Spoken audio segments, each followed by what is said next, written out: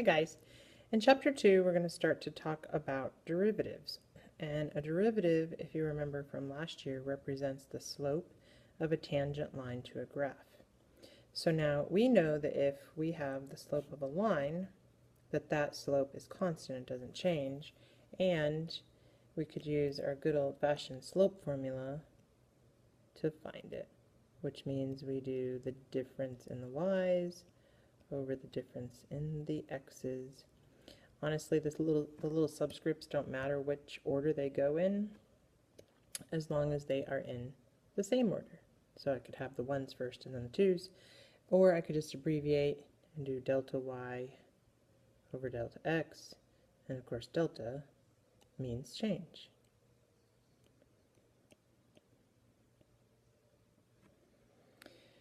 And slope represents a rate of change.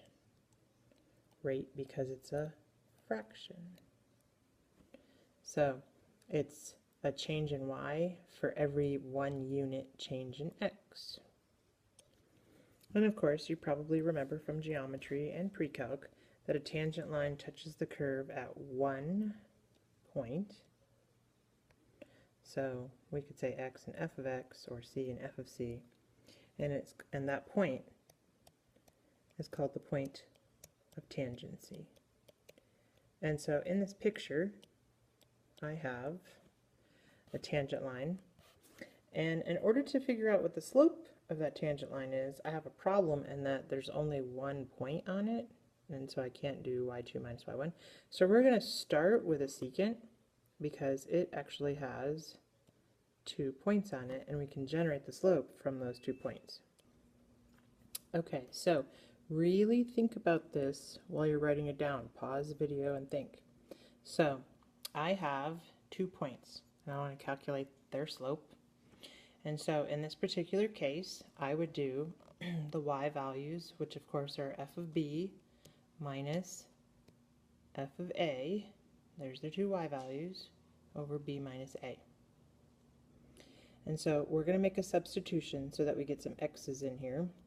And we're going to call a some x value, and therefore b would be that x value plus delta x to get all the way over there. Okay.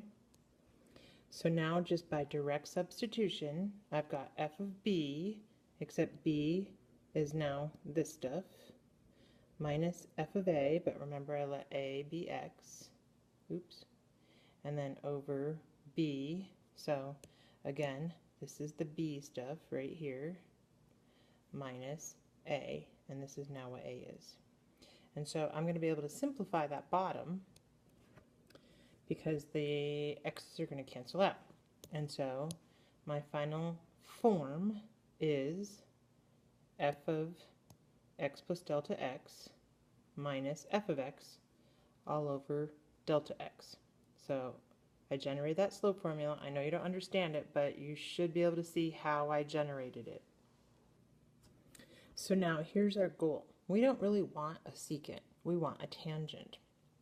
Remember, we couldn't generate the slope for the tangent because it only has 1 point on it.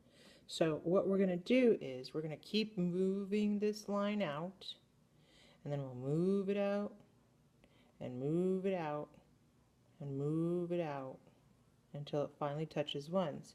But in doing so, what happens is this x distance between my 2 points starts to get smaller and smaller and smaller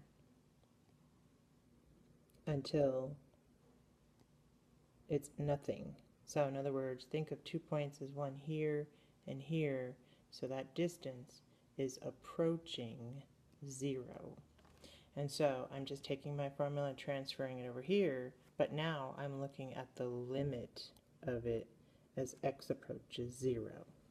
That's the definition for slope of a tangent line.